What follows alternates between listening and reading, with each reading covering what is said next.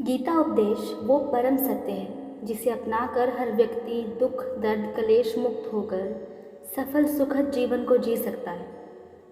आज इस वीडियो में हम गीता के 15 ऐसे उपदेशों पर बात करेंगे जिसे ज्ञान की ज़रूरत हर व्यक्ति को पड़ती है।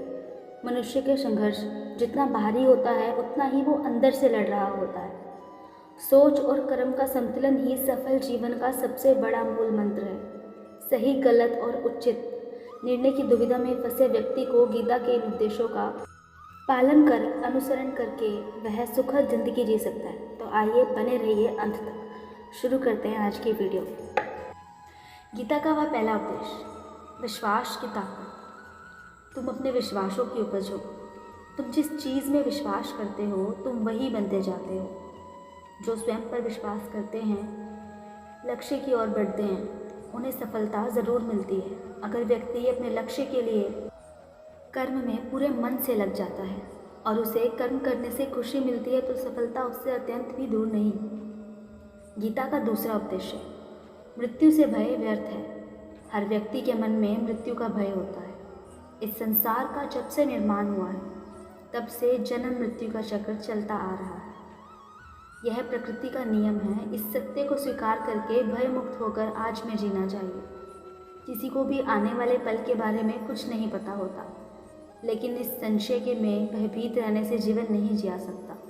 गीता का तीसरा उपदेश है, क्रोध से सबका नुकसान होता है। गुस्सा करना व्यक्ति के दिमाग में उथल पुथल पैदा करता है और हम आवेश में आकर कई बार अपना ही नुकसान कर बैठते हैं और फिर अपनी ही मानसिक शांति को भंग करके खुद को कष्ट करते हैं। क्रोध की अग्नि में बुद्धि और तर्क नष्ट हो जाते हैं और व्यक्ति बिना विचार के बस अपनी अहम की तुष्टि करने के लिए सारे काम करता है। गीता का चौथा उपदेश, मन पर कंट्रोल ज़रूरी क्यों है। मन का स्वभाव यह है कि वो बहुत आसानी से भटक जाता है। मन बिल्कुल एक छोटे बच्चे की तरह चंचल होता है। अगर जीवन को सफलता की ओर लेकर जाना है तो मन को काबू करना बहुत ज़रूरी है। श्री कृष्ण कहते हैं, बार बार प्रयास करने से धीरे धीरे चंचल मन को वश में किया जा सकता है। मन को वश में करने से दिमाग की शक्ति केंद्रित होती है जिससे कार्यों में सफलता मिलने लगती है। अगर आप अपने मन को वश में नहीं करोगे तो यह आपका सबसे बड़ा शत्रु बन जाता है। गीता का पांचवा उपदेश, कर्तव्य का पालन करना बहुत ज़रूरी है। भगवान श्री कृष्ण उपदेश देते हैं कि हर व्यक्ति को अपने कर्तव्य का पालन करना चाहिए। यही धर्म है। अगर आपने अपने कर्तव्य का पालन नहीं किया तो मन में अशांति और दुख होगा। अपनी पसंद नापसंद मोह बैर को किनारे रखकर आप अपना कर्तव्य करो। किसी अन्य व्यक्ति का कर्म आपको कितना भी आकर्षित करे उसके प्रलोभन में ना आए। कष्ट में रहते हुए भी अपना कर्म करना दूसरे को नकल से श्रेष्ठ बनाता है। अपने कर्म और कर्तव्य का पालन ही जीवन का सही मार्ग है, क्योंकि कर्म करना अकर्मण्यता से हमेशा बेहतर है। कर्तव्य में दोष देखकर पीछे ना हटे, क्योंकि हर कर्म में कोई ना कोई छोटा बड़ा दोष हो सकता है। जैसे अग्नि के साथ सदैव धुआं होता है। तो कर्म करो, कर्म करने से पहले विचार करो, लेकिन बहुत ज़्यादा विश्लेषण मत करो। अधिक विश्लेषण संशय और अकर्मण्यता पैदा करता है। गीता का छठा उपदेश, ध्यान करने से परमात्मा को अनुभव किया जा सकता है। श्री कृष्ण कहते हैं कि शारीरिक कर्म से ज्ञान का मार्ग उच्च मार्ग है और ज्ञान मार्ग से भी ऊपर ध्यान मार्ग है। ध्यान मार्ग पर बैठने से ईश्वर का अनुभव किया जा सकता है। जो व्यक्ति मन और इंद्रियों को काबू कर शांत कर पूर्ण विश्वास से अपना ध्यान भगवान में लगाता है उसे ईश्वर का ज्ञान और अस्तित्व अवश्य अनुभव होता है। जो हर जगह हर मनुष्य हर जीव में ईश्वर को देखता है, सबके हित में लगा रहता है, उस पर परमपिता अवश्य कृपा करते हैं। ज्ञान मार्ग हो या भक्ति मार्ग, समर्पण प्रेम विश्वास ही आपको ईश्वर की प्रकाश की ओर ले जाता है। भगवान की पूजा बहुत से लोग करते हैं लेकिन उनको शांति क्यों नहीं मिलती जानते हैं? क्योंकि भगवान आपके मन में निवास करता है। उसे पता है कि आपका भाव क्या है। गीता का सातवां उपदेश, अधिक शक करने वाला कभी खुश नहीं रह सकता। श्री कृष्ण गीता में कहते हैं कि शक करने वाला हमेशा विनाश की ओर जाता है। इसलिए संदेह करने से बचें। अधिक शक करने से मन में शांति नहीं रहती और व्यक्ति भ्रमित होकर अपने संबंधों को ख़त्म कर देता है। जिसे शक करने की आदत पड़ जाती है उसे इस लोक में क्या परलोक में भी शांति नहीं मिलती। सत्य की खोज ठीक है, लेकिन बिना सच जाने कल्पना कर कर किसी पर संदेह करना आपके अपने दुख का कारण बनता है। गीता का 8वां उपदेश, अति करने से बचें। जीवन में ना संतुलन बहुत ज़रूरी है। किसी भी चीज़ की अति करना अच्छा नहीं है। जैसे सुख आने पर प्रमाद करना और दुख आने पर निराशा में डूब जाना, दोनों ही गलत है। असंतुलित जीवन की गति और दिशा को बाधित करता है, जिससे अनावश्यक कष्ट और दुखों का जन्म होता है। जिसके मन, विचार और कर्म में संतुलन हो उसे ज्ञान मिल जाता है और ज्ञान से सदा के लिए शांति और संतुष्टि मिल जाती है।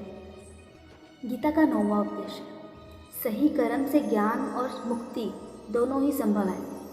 गीता के उपदेशों में कर्मयोग का सिद्धांत कहता है कि संसार से विरक्त होना ही मुक्ति का उपाय नहीं है। संसार में रहकर एक ग्रस्त जीवन में अपने कर्मों का पालन करते हुए कर्म फल से विरक्त होकर मुक्ति प्राप्त कर सकते हैं। सही विचार और उचित कर्म भी आसक्ति को खत्म करने में समक्ष है। अच्छे कर्म कभी व्यर्थ नहीं जाते, चाहे दुनिया हो या परलोक। गीता का 10वां उपदेश, ज्ञान और कर्म एक ही हैं। एक अज्ञानी कर्म और ज्ञान को अलग अलग समझता है, लेकिन एक ज्ञानी जानता है कि दोनों एक ही हैं। लोग ज्ञान की बात तो करते हैं लेकिन उसका पालन नहीं करते। बिना पालन किए ज्ञान कोरा रह जाता है, ज्ञान का अनुभव नहीं होता। गीता कहती है कि ज्ञान पढ़ने के लिए नहीं बल्कि अनुभव करने की वस्तु है और अनुभव बिना कर्म के नहीं मिलता। गीता का 11वां उपदेश, इच्छा दुखों का मूल है। इस संसार में जितनी भी चीज़ें सांसारिक सुख की श्रेणी में आती हैं उनकी एक शुरुआत और एक अंत ज़रूर होता है। इन सांसारिक सुखों का अंत दुख, कष्ट और दुर्गति के रूप में होता है। इच्छाओं का अंत नहीं है, एक पूरी होती है तो दूसरी नई इच्छा आ जाती है। हर इच्छा से प्रेरित होकर कर्म करना गलत है, क्योंकि ऐसे तो अनुचित कार्य भी होंगे। इच्छाओं से विचलित ना हो, उन्हें एक विरक्त दर्शक बनकर देखो और वो चली जाएंगी।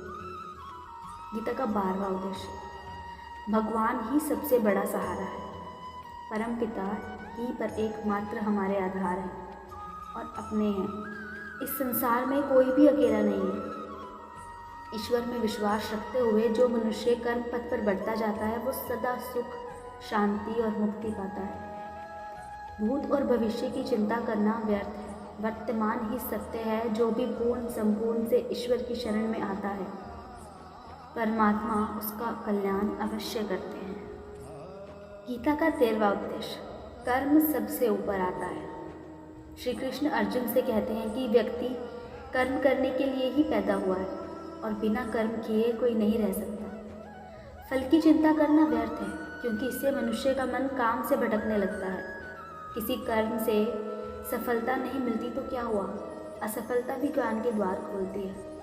अगर बिना फल की चिंता किए कर्म करते रहोगे तो सफलता और मन की शांति जीवन भर तुम्हारा साथ नहीं छोड़ेंगे। जो कर्म फल से विरक्त होकर कर्म करता है उसका आध्यात्मिक ज्ञान बढ़ता जाता है। गीता का 14वां उपदेश, हमेशा स्वार्थी होना गलत है।